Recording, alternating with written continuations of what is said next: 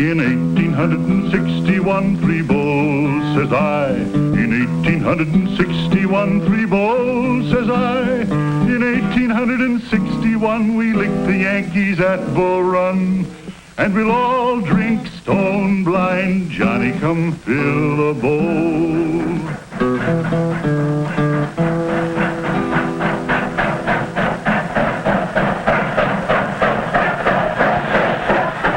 In 1863, a special train had come up from Washington, bringing a mighty important man who had a speech to make at a place called Gettysburg. Today, Gettysburg lies peaceful and quiet in the foothills of the Blue Ridge Mountains. But what happened there some time back is history.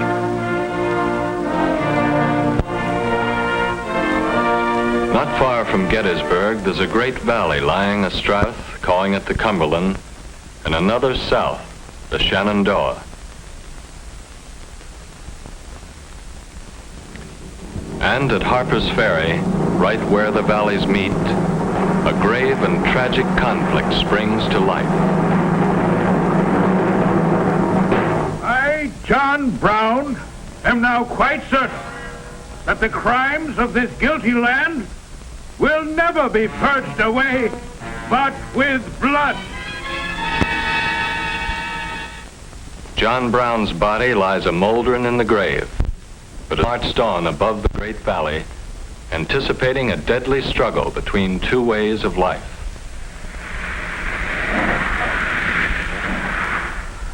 For the valley flowed north into an area both agriculturally rich and industrially productive. A land where factories were becoming part of the landscape. But in the southern part of the valley and the land beyond, a way of life depending on the hand labor of slaves. A different way of life that seemed to call for a different kind of government. This union was established on the right of state to do as it pleased on the question of slavery and every other question. A house divided against itself cannot stand. April 12th, 1861. Confederate guns fire on Fort Sumter. The war had come. South Carolina had seceded from the Union in December of 1860, and 6 other slave states had soon followed. But the state of Virginia hesitated, even after Sumter, and whether it would secede or not was of grave concern to a Virginian named Robert E. Lee. If Virginia stands by the old Union, so will I. But if she secedes, then I will follow my native state with my life.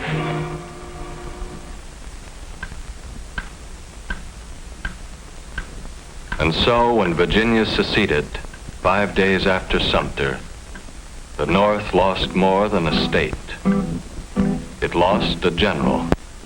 Through a mistake we lost Bull Run, 3 bulls, says I. Through a mistake we lost Bull Run, 3 bulls, says I.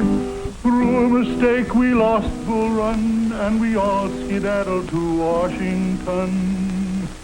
And we'll all drink stone blind. Johnny, come fill the bowl. Neither side had wanted it, but the first battle was at hand. And man or boy, Johnny Reb or Billy Yank, each soldier faced his own worst moments alone, waiting.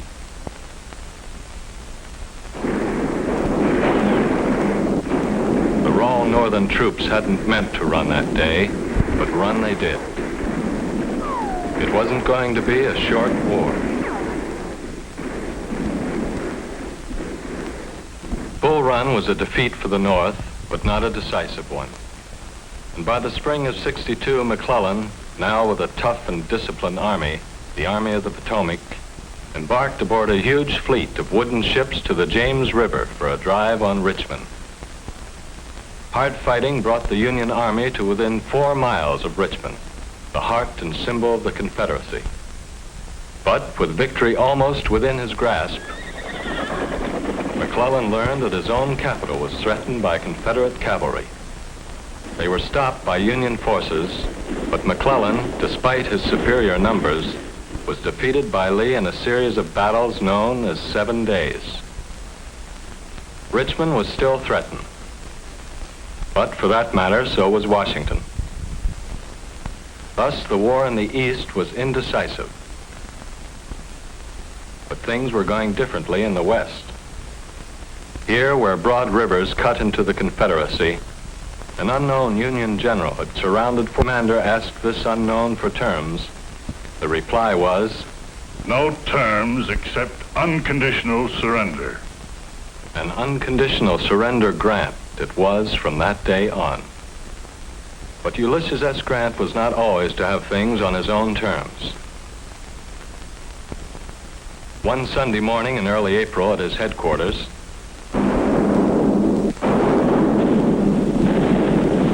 Grant's forces had been surprised, and thus began the terrible Battle of Shiloh. 40,000 Confederates pressed the Union troops to the very edge of the river, towards what looked like inevitable disaster. But Federal reinforcements arrived overnight, reinforcements which turned the tide of the battle. And when it was over, the Union Army held the ground, but at a cost more terrible than could be imagined. General Grant looked over the field. I looked at a field over which the Confederates had made charges the day before, so covered with dead.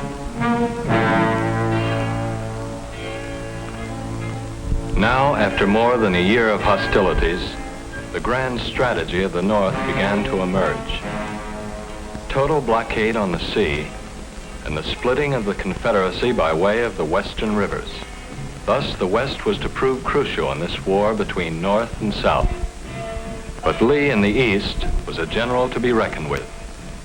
He had crossed the Potomac just above Washington, and early in September of '62, his army met McClellan's at a place called Antietam Creek. And in 2 days, the cornfields of Maryland became one of the bloodiest battlefields of the entire war.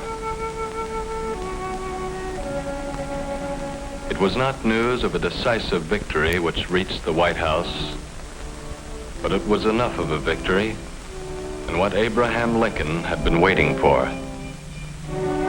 All persons held as slaves within any state, the people of which shall then be in rebellion against the United States, shall be then, thenceforward, and forever free. Now the fate of the Union and the fate of slavery were one and the same.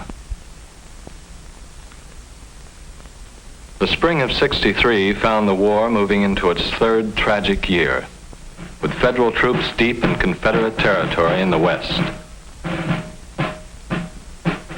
But once again, Lee's lieutenants were on the march in the Cumberland Valley. And in June of '63, the tides of war converged on a little town, which until then had been as peaceful as the seminary which stood nearby. A town called Gettysburg. Now 2 determined armies faced each other. 75,000 men under Lee, 90,000 or more under Meade. The hardened veterans entrenched on Little Round Top waited. The Union sharpshooters in Devil's Den waited. The fertile fields of Pennsylvania waited.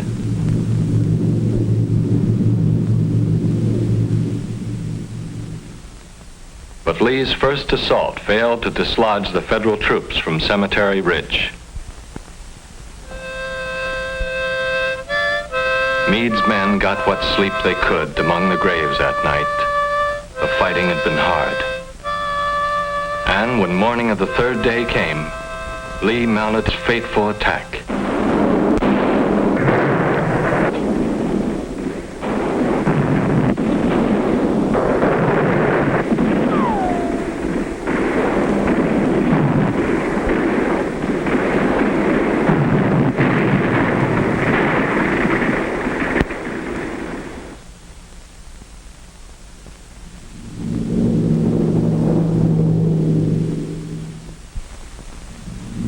General Pickett had sent his men charging across an open space nearly a mile in length.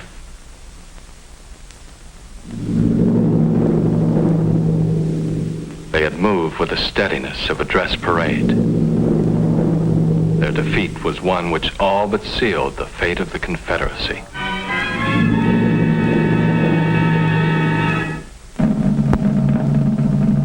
Now, in the midst of a tragic war not yet won, a lot of folks gather at Gettysburg for a dedication. And among them is the president. He looks older now, seldom smiles. War's been so long, so many dead on both sides. After a while, after the main speaker, he has a few words to say. He speaks briefly, quietly, of the brave men, living and dead, who struggle here. Says we must resolve that they shall not have died in vain, that our nation shall have a new birth of freedom, and that government of the people, by the people, for the people, shall not perish from the earth.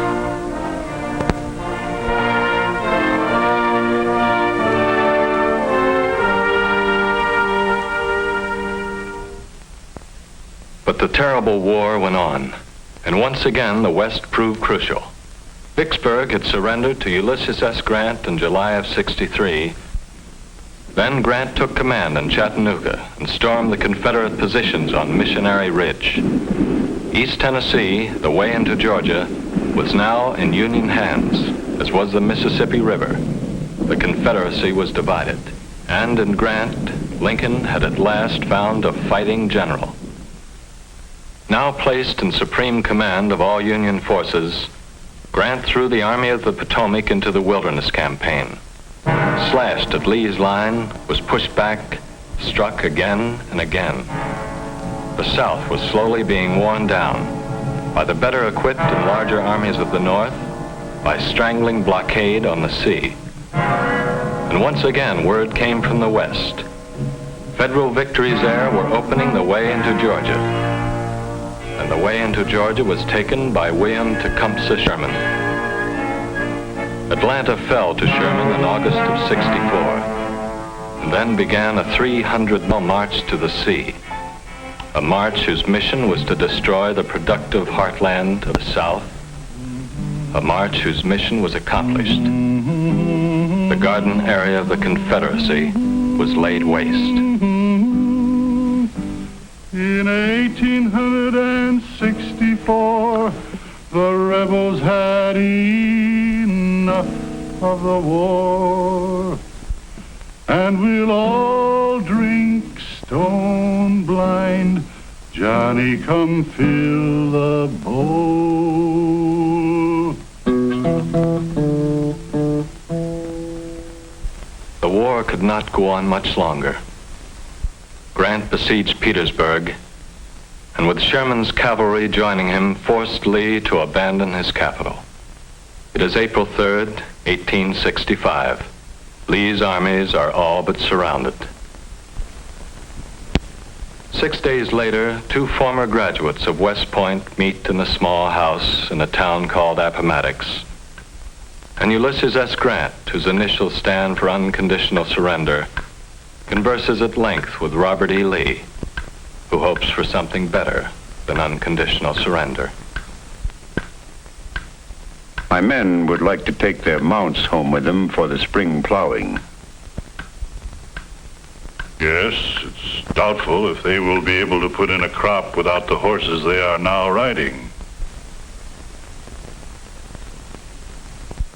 With malice toward none, with charity for all, let us bind up the nation's wounds, to care for him who shall have borne the battle, and for his widow and his orphan, to do all which may achieve and cherish a just and lasting peace among ourselves and with all nations. It's true,